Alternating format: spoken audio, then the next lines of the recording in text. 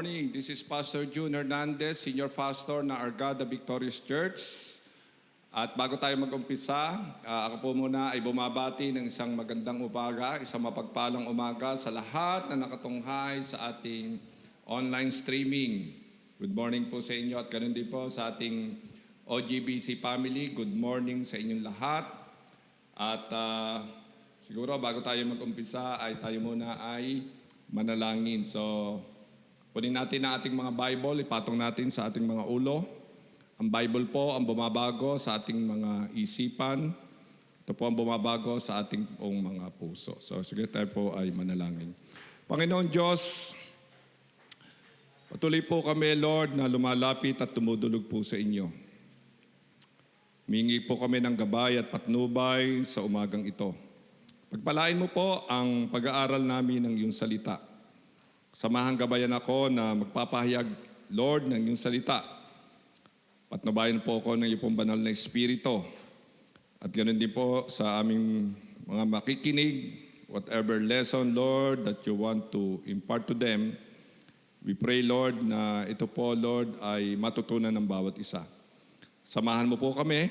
At pagpalain mo po ang pag-aaral na ito sa pangalan ni Jesus, namin pong Panginoon, ang lahat ay magsabi ng Amen, Amen, and Amen. So, palakpakan muna natin ang ating Panginoon ng isang malakas na bigyan natin siya ng clap offering. Hallelujah. Ngayon, ang pag-aaral na ating Word of God for today, the title of this message is The Gospel. And our key verse ay matatagpuan natin sa Romans chapter 1 verse 17. Ang sabi rito sa Romans chapter 1 verse 17, for in the gospel, the righteousness of God is revealed, a righteousness that is by faith from first to last. Just as it is written, the righteous will live by faith. Alam niyo po, only the righteous people will go to heaven. Ang isang matuwid lamang na tao ang pupunta sa langit, ang makakapasok sa langit. But the bad news, ang sabi ng Bible in Romans chapter 3 verse 10, no one is righteous, not even one. Kahit isa ay walang matuwid. Sabi doon sa verse 23, sabi doon, all have sinned and fall short of the glory of God. Ang lahat ay nagkasala at walang nakarating sa kaluwalhatian ng Diyos. So kung titignan po natin, no one is righteous, not even one. So supposed to be ang lahat ng tao ay pupunta po sa impyerno. Pero meron pong magandang balita. Sabi nga rito sa Romans chapter 1 verse 17 sa ating binasa, basahin naman natin sa Tagalog. Sapagkat ipinapahayag sa magandang balita kung paano itinuturing ng Diyos na matuwid ang tao at ito'y sa pamamagitan lamang ng pananampalataya. Ayon nga sa kasulatan, sa pananampalataya mabubuhay ang matuwid. So ang itinuturo ng Biblia, ang itinuturo ng salita ng Diyos, ang tao ay magiging matuwid kung siya ay sasampalataya. Kung siya ay mananalig kanino sa ating Panginoong Hesukristo. Pagka pala ang isang tao na hindi matuwid at makasalanan, siya ay sumampalataya sa Panginoong Hesus, siya ay ituturing na matuwid. Bakit sa Panginoong Hesus? Bakit hindi sa iba? Bakit sa Panginoong Hesukristo? Ba't hindi sa ibang tao? Because only Jesus Christ is righteous. Sabi nga doon, only Jesus Christ commit no sin. Wala siyang bahid ng kasalanan. Kaya nga, sabi nga rito is, Jesus died in your place and in my place on the cross of Calvary. Jesus paid for your sins and my sins on the cross of Calvary. At sa Jesus lamang yung karapat-dapat na tumubos ng ating mga kasalanan dahil wala siyang bahid ng kasalanan. Kasi kung may bahid ng kasalanan ang Panginoong Jesucristo, hindi siya magiging karapat-dapat. And since Jesus Christ commit no sin, siya po ay karapat-dapat na tumubos sa atin mga kasalanan on the cross of Calvary. Sabi nga rito sa 1 Corinthians chapter 15 verse 3 and 4, "For what I received and I pass on to you as of a first importance, that Christ died for our sins according to the Scriptures, that He was buried, that He was raised on the third day according to the Scriptures." Ang sabi rito ni Apostol Pablo, ibinibigay ko sa inyo yung aking tinanggap na pinakamahalaga. Ano yun? Na si Jesucristo ay namatay para iligtas tayo sa ating mga kasalanan. At siya ay inilibing at pagkatapos ng 3 araw, siya ay nabuhay na muli. So if we have faith to Jesus, kung tayo magkakaroon po ng pananampalataya po sa ating pong Panginoong Jesucristo, the Son of God who died in our place, then God the Father will declare us righteous. Kung tayo po ay sasampalataya sa Panginoong Jesucristo, tayo po ay ituturing ng Ama na matuwid. Hindi po tayo matuwid. Tayo ay pinaging matuwid ng Ama nung sumampalataya tayo sa Panginoong Jesus. Hindi tayo banal. Tayo ay pinaging banal ng Diyos Ama nung tayo ay sumampalataya sa Kanyang anak na ang ating pong Panginoong Jesucristo. Now, what is our interrogative statement? Why I need to proclaim the gospel? Bakit kinakailangan ko na ipahayag ang mabuting balita? Meron po tayong 3 points na pag-aaralan. Ang number 1 is, I am obligated. Romans chapter 1 verse 14, ang sabi rito, I am obligated both to Greeks and non-Greeks, both to wise and the foolish. Obligado ako, sabi ni Apostol Pablo, may pananagutan ako na ipahayag ang mabuting balita sa mga Hudyo at sa mga Hentil, sa mga mangmang at sa mga matatalido, sa mga mahihirap at sa mayayaman. Ibig sabihin, obligado ako na ipahayag ang mabuting balita sa lahat ng tao. Bakit? Kasi ang lahat ng tao ay nangangailangan ng kaligtasan. Meron tayong kasabihan na ang nakatanggap ay dapat pong magbigay. Si Apostol Pablo, nakatanggap siya ng awa, ng habag. At higit sa lahat, nakatanggap siya ng pag-ibig at pagmamahal ng Diyos. Alam natin, he was a persecutor of the disciples of the Lord Jesus Christ, pero siya ay kinaawaan, kinahabagan ng Diyos at nakareceive siya ng pagmamahal ng Diyos.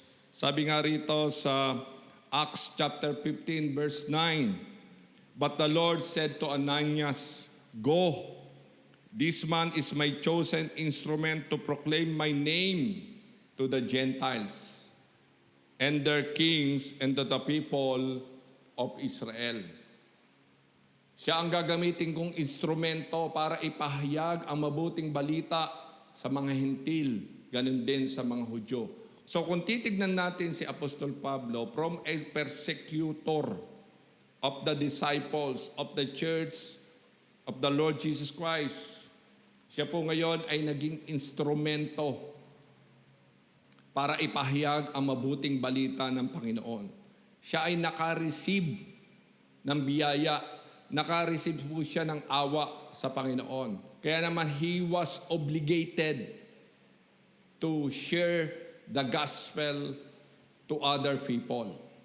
At hindi lamang po yan. Ang sabi nga rito sa 1 Timothy chapter 1 verse 15, "Here is a trustworthy saying that deserve full acceptance. Christ Jesus came into the world to save sinners, of whom I am the worst." Naparito ang Panginoong Hesukristo para iligtas ang mga makasalanan. At sabi ni Apostol Pablo, siya yung pinaka-makasalanan. So alam natin, Apostle Paul, before na siya po ay maging apostol, he was a persecutor of the church. Ano yung kanyang ginagawa? Ikinukulong niya yung mga disciples. Pinapatay niya yung mga disciples. At ang isa nga sa victim ni Apostol Pablo ay si Stephen. Mababasa natin yan sa Acts chapter 7. At doon nga sa Acts chapter 8 verse 1, and Saul, ito si Apostol Pablo. Ito yung dati niyang pangalan. And Saul approved of their killing him. Ang sinasabi rito ay si Stephen. So siya ay worst sinners. At ang sabi nga ng Bible, the wages of sin is death. Alam ni Apostol Pablo na siya ay pupunta because of his sin. Siya ay pupunta supposed to be sa impyerno, sa naglalagablab na apoy. Pero siya ay tumanggap ng biyaya, awa at pagmamahal sa Diyos.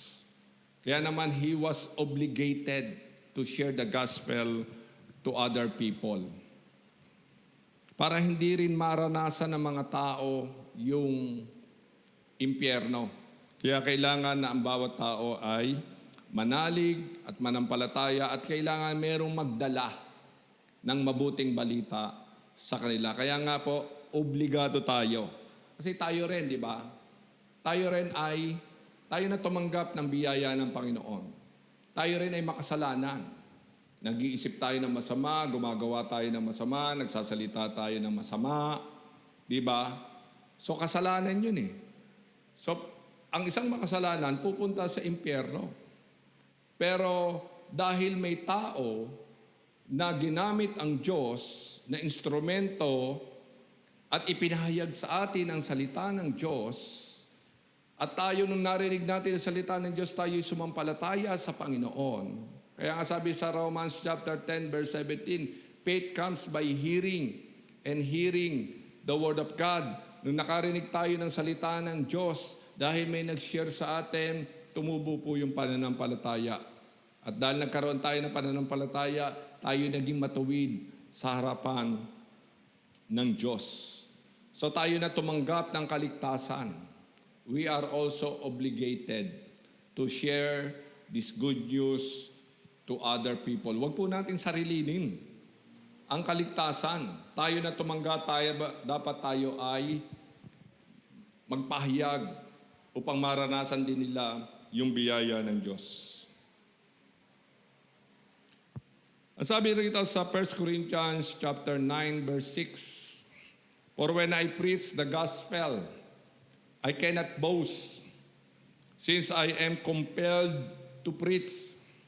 Who to me, if I do not preach the gospel? Sabi ni Paul, I am compelled, I am obligated to preach the gospel. So ganun din po tayo dapat. Ma-compelled po tayo. Maobliga po tayo. Dahil tayo tumanggap. Amen? So dadako na tayo sa point number 2. Why I need to proclaim the gospel? Sabi rito sa point number 2, I am eager. Romans chapter 1 verse 15. Sabi ni Apostol Pablo, that is why I'm so eager to preach the gospel also to you who are in Rome. Si Paul po ay very eager. Siya po ay yung parang eagerness, ay parang gustong-gusto po niya na ipahayag ang mabuting balita. He is always ready to proclaim the good news to other people. Sabi nga po rito, in fact, ang sabi nga niya rito, he want to go to Rome para ipahayag ang mabuting balita sa mga Hudyo na naandun at ganoon din sa mga Gentiles. Ay malayong lugar yon. Pero nandun yung kanyang eagerness na abutin ang mga tao po roon. In Romans chapter 1 verse 13, sabi rito, I do not want you to be unaware, brothers and sisters, that I planned many times to come to you in order that I may have a harvest among you, just I have had among the other Gentiles. So nandun yung pong pagnanais po niya na makumpunta sa Rome para ang mga tao doon ay magkaroon ng pananampalataya sa Panginoong Hesukristo. So nandun yung kanyang masasabi po natin na eagerness to win souls for the Lord Jesus Christ. Sabi nga dito is, wag po tayo humana po ng opportunity.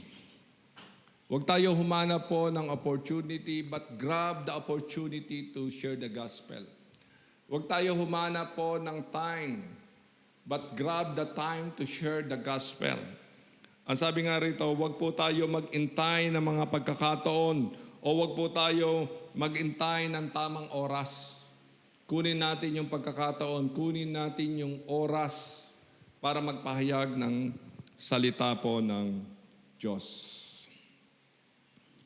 Alam niyo po dito po sa John chapter 4 verse 35, this is a parable. At ang nagsasalita rito ang ating Panginoong Hesukristo. Ang sabi niya rito sa John chapter 4 verse 35, don't you have a saying, it's still 4 months until harvest. I tell you, open your eyes and look at the fields. They are ripe for harvest. Sabi po nila, it's still 4 months until harvest. 4 na buwan pa bago mag-anihan. Pero ano sabi ng Panginoong Hesukristo? Buksan nyo ang inyong mga puso. Tignan nyo ang bukurin. They are ripe. Handa na sila para anihin. Doon sa mga, siguro sa mga disciples dito, nakausap niya, parang hindi pa ito yung panahon. Merong panahon ng pag-aani. Sabi rito. Pero sabi ng Panginoon, ito na yung panahon. Buksan nyo lamang ang inyong mga puso. They are ripe for harvest. Hindi natin alam yung ating mga kamag-anak na ating nakakausap. Hindi natin alam yung mga kaibigan natin na ating nakakasalamuha. Hindi natin alam yung mga tao na i-encounter natin sa araw-araw. They are ripe for harvest. Nakahanda na sila. All we have to do is to share the gospel of the Lord Jesus Christ. Especially in this time of pandemic, we know that the harvests are plentiful and they are ripe for harvest. Kaya dapat tayo po ay eager na magpahayag ng salita ng Diyos. Huwag na tayo magpatumpik-tumpik. Huwag na natin sabihin na pag ako'y nagkaroon ng pagkakataon, but grab the opportunity. Huwag na natin sabihin na pag dumating yung tamang oras, ito na yung tamang oras. Why we fail to communicate the gospel? Sabi nga rito, we fail to communicate the gospel to our own family members because we don't want them to get angry with us. Ayaw natin sila na magalit sa atin. Number 2, we fail to communicate the gospel to our friends because we don't want to lose their friendship. Natatakot tayo na mawala yung pagkakaibigan natin. Mawala sila bilang kaibigan natin. We fail to communicate the gospel to other people because we don't want them to ridicule us. Ayaw natin na insultuhin nila tayo. Ito yung, kumbaga, parang pumipigil sa atin para ipahayag natin ang mabuting balita. Pero sabi nga ng Bible, we have an obligation. We are obligated. Dapat we are eager to share the gospel to them. Kasi sabi dito sa Ezekiel chapter 3 verse 18, when I say to a wicked person, you will surely die, and you don't not warn them or speak out to dissuade them from their evil ways in order to save their life, that wicked person will die for their sin, and I will hold you accountable for their blood. So accountable pala tayo sa kanilang mga dugo. Hindi na baling magalit sila sa atin. Hindi na bale na mawala yung pagkakaibigan natin. Hindi na bale na tumanggap tayo ng insulto. Ang importante, maibahagi natin sa kanila yung mabuting balita. Kasi may pananagutan tayo sa Panginoon. Sabi nga sa Acts chapter 20, verse 20 to 26. So basahin ko na lamang yun. Verse 20. You know that I have not hesitated to preach anything that will be helpful to you, but have taught you publicly and from house to house. Di ba, grabe si Apostol Pablo? Hindi siya nag-hesitate na ipahayag ang mabuting balita in a public place, in a house-to-house setting. Verse 21, I have declared to both Jews and Greek that they must turn to God in repentance and have faith in our Lord Jesus Christ, na ang bawat isa ay kailangan na magsisi sa kasalanan at manalig at manampalataya sa Panginoong Hesukristo. Kasi nga lahat tayo nagkasala, di ba? So kailangan talaga yung pagsisisi at pananampalataya sa ating pong Panginoong Hesukristo para tayo ay maging matuwid sa harapan ng Ama. Tingnan niyo yung verse 26. Therefore, talon na yun ha. Talon tayo sa verse 26. Therefore, I declare to you today that I am innocent of the blood of any of you. Wala na akong pananagutan. Sabi ni Apostol Pablo, nagawa ko na yung dapat kong magawa. I am clear. I am innocent of the blood of any of you. So, importante rito, yung pagpapahayag natin ng mabuting balita. Yun ang importante rito. Kung siya ay tatanggap o hindi, it is up to God. And number 3, why I need to proclaim the gospel? Because I am not ashamed. Romans chapter 1, verse 16, for I am not ashamed, sabi ni Apostol Pablo, of the gospel, because it is the power of God that brings salvation to everyone who believes, first to the Jews, then to the Gentile. Sabi niya, hindi ko ikinahihiya ang mabuting balita sapagat ito ang kapangyarihan ng Diyos para ang isang tao ay magkaroon ng kaligtasan.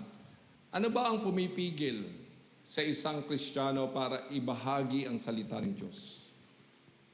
Di ba minsan nahihiya? So dapat kung tayo nahihiya, nagpe-pray tayo ng boldness, nagpe-pray tayo ng courage. Lord, bigyan mo ako ng boldness, bigyan mo ako ng courage na ibahagi ang salita ng Diyos. Remember, we are more than conquerors through Christ. Ang conqueror dapat hindi yan nahihiya. Lumalaban ang conqueror. I can do all things through Christ. Magagawa ko ang lahat ng bagay. Through Christ who give me strength. Sa pamagitan ni Kristo na nagbibigay sa akin ng kalakasan. So dapat ang isang disciple ng Panginoong Hesus, hindi siya nahihiya na ipahayag ang mabuting balita ng Panginoon. Alam nyo, ang pagpapahayag ng mabuting balita ay isang mabuting bagay. At ang isang mabuting bagay, hindi yan dapat ikinahihiya. Ang dapat nating ikahiya kung tayo ay gumagawa ng kasalanan o mga bagay na hindi ayon sa kalooban ng Diyos. Yun ang dapat nating ikahiya. Pero kung ikaw ay gumagawa ng mabuti, nagpapahayag ka ng salita ng Diyos, hindi mo yan dapat ikahiya. Dapat ikaw ay maging proud sapagkat Nandun yung pagnanais mo na makasunod sa kalooban ng Diyos. Sabi nga rito sa Luke chapter 9 verse 26, "Whoever is ashamed of me and my words," sino mang ikinahihiya ang Panginoong Hesus at ang kanyang salita, "the Son of Man will be ashamed of them when He comes in His glory and in the glory of the Father and of the holy angels." Matthew chapter 10 verse 33, "Whoever acknowledges me before others, I will also acknowledge before my Father in heaven. But whoever disowns me before others, I will disown before my Father in heaven." Alam niyo, itong 2 verse na ito, no, okay, bago-bagong Kristiyano, ito yung nagbigay sa akin ng boldness and courage. Dati nahihiya din ako, no, okay, bagong Kristiyano. Pero nung mabasa ko yung verse na ito, nagbigay ito sa akin ng boldness and courage para mapaglabanan ko yung hiya. Sabi ko, hindi pala dapat. Baka ako i-deny ng Panginoon. Baka ako itakwil ng Panginoon. Dahil ikinahihiya ko yung mabuting balita. So ito yung nagbigay sa akin, yung 2 verse na ito, para ako'y humayat magbahagi ng salita ng Diyos. Alam niyo, yung ginagawa ko nung araw, nung ako pa'y bagong mga Kristiyan, bumibili ako ng tracts on my own pocket. Sumasakay ako ng bus, namimigay ako ng tracts. Nagpupunta kami sa mga matataong lugar, nagpupunta kami sa plaza, namimigay kami ng tracts. At kung may pagkakataon, magwa-one-on-one kami para ipahayag ang salita ng Panginoon. I am not ashamed of the gospel of Christ. Alam niyo, when we share the gospel of Christ, you can expect God to work in us. Pagka tayo po ay nagbabahagi ng salita ng Diyos, expect mo na ang kapangyarihan ng Panginoon ay sasama sa atin. Hindi tayo nag-iisa. Sabi nga, di ba, sa Matthew chapter 28, verse 19 and 20, "Go and make disciples." Sabi doon, "Teach them to obey the command of the Lord Jesus Christ." Sabi nga po doon. At ang sabi nga po doon ay, "And I will be with you wherever you go." Sasamahan po tayo ng Diyos kahit saan tayo magpunta. And lastly, dito sa 1 Corinthians chapter 2, verse 4 and 5, sabi ni Apostol Pablo, "My message and my preaching were not with wise and persuasive words, but with a demonstration of the Spirit's power, so that your faith may not rest on human wisdom, but on God's power." Si Apostol Pablo, pagka siya ay nagpapahayag ng salita ng Diyos, hindi siya nananangal sa kanyang sarili. Nananangal siya sa kapangyarihan ng Diyos. Kaya makakaasa ka, kapatid, na pag ikaw ay humahayo, nagpapahayag ng salita ng Diyos, yung kapangyarihan ng Diyos, sasamahan ka. Hindi tayo ang magkukonvict doon sa tao. Ang magkukonvict doon sa tao, ang Panginoong Hesukristo, yung banal na Espiritu. Yun ang magkukonvict sa tao. All we have to do is to share the gospel to them. Kaya nga, pagka tayo dinala natin ng mabuting balita, expect natin na hindi lahat sila ay tatanggap. Pero makakaasa tayo na meron doong mahihipo ang salita ng Diyos at tatanggap ng mabuting balita. Ngayon, ano po ba yung challenge sa atin, sa ating pagtatapos? Are we obligated? Tayo na tumanggap. Ikaw na tumanggap ng biyaya, ng awa, pag-ibig ng Diyos. Nararamdaman mo ba? Are we obligated? Are we eager? Or are we ready? Or are we not ashamed to proclaim the gospel of the Lord Jesus Christ. Tinuturo ng gospel na ang kaligtasan ay sa pamamagitan ng pananalig at pananampalataya lamang kay Kristo Jesus. At pag tayo nanalig at nanampalataya, tayo ituturing na matuwid ng Diyos. So ito po yung challenge ko po sa bawat isa. If you want to accept Jesus Christ, kung gusto nating manalig at manampalataya sa Panginoong Jesus, kung gusto nating maging matuwid tayo sa harapan ng Ama, so aanyayahan ko kayo sa isang panalangin. Ito yung panalangin ng pagtanggap kay Kristo bilang Panginoon at tagapagligtas. And when we pray, pray it from the heart. Pangungunahan ko lamang kayo. Sundan nyo lamang po. Sundan nyo lamang ako and make it as your own prayer. Sige, pikit natin ating mga mata. Sabihin natin, Panginoon, inaamin ko na ako'y makasalanan at hindi ko kayang iligtas ang aking sarili. Humingi ako ng tawad sa lahat ng aking mga kasalanan. Binubuksan ko ang aking puso. Tinatanggap kita bilang aking Panginoon at tagapagligtas. At ako'y sumasampalataya ng ginawa mo sa krus ng Kalbaryo ay sapat ng kabayaran sa aking mga kasalanan. Ito po ang aking dalangin sa pangalan ni Jesus. Amen. Amen. And amen. Kung ikaw kapatid ay sumunod sa panalangin yan, ang pangako ng Diyos, buhay na walang hanggan. So, sige po, tayo po ngayon ay manalangin. Panginoon, salamat po sa message na narinig namin sa umagang ito. We pray na kami po na tumanggap ng iyong pong biyaya, awa at pagmamahal, Panginoon. Kami na tumanggap ay ibahagi din namin ang kaligtasang ito sa ibang tao, Panginoon. Upang ma-receive din ng marami pang mga tao ang kaligtasan at yun po yung ninanais mo, Panginoon, sa bawat isa. Na ang bawat isa ay magkaroon ng pananalig at pananampalataya nga po sa inyo.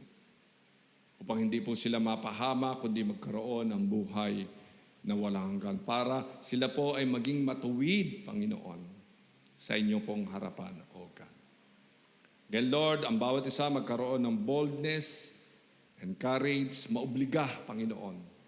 Magkaroon sila ng eagerness na lagi silang nakahanda at huwag mahiya na ipahayag ang mabuting balita na nagdudulot ng kaligtasan sa bawat tao, Panginoon, na mananalig at mananampalataya. Maraming po salamat, Ama. Ito po ang aming pong dalangin sa pangalan ni Jesus. Ang lahat ay magsabi ng Amen, Amen, and Amen. God bless you. Shalom. Pagpalain kayo ng Panginoong Jesucristo at pagpalain din ang inyong pamilya. Maraming salamat sa inyong pakikinig at muli, magkita-kita tayo next week. Salamat po.